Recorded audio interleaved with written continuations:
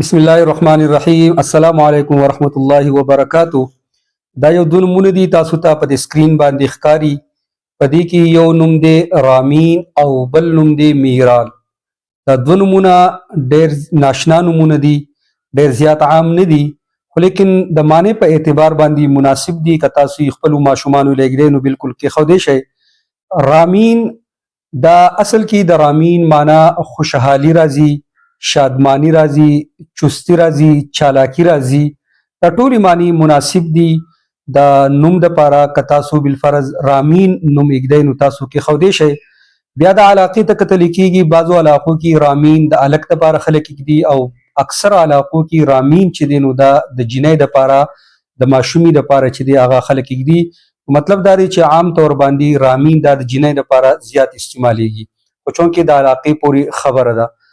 دویم چې کوم نوم دی هغه میرال دی. میرال لفظ دا هم ډیر زیات عام دی، د ډیرو خلکو نوم دی، ډیرو ماشومانو له خلکو کېښودی دی. دا هم د جینۍ نوم دی.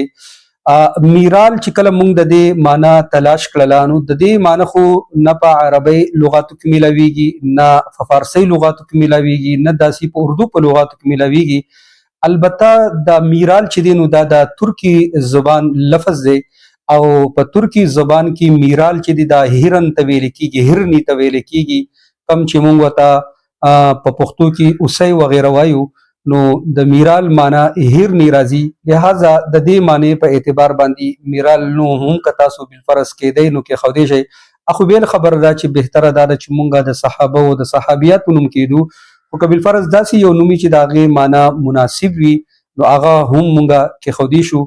لہذا رامین نوم هم تاسو کېښودی شئ او میرال نوم هم تاسو کېښودی شئ.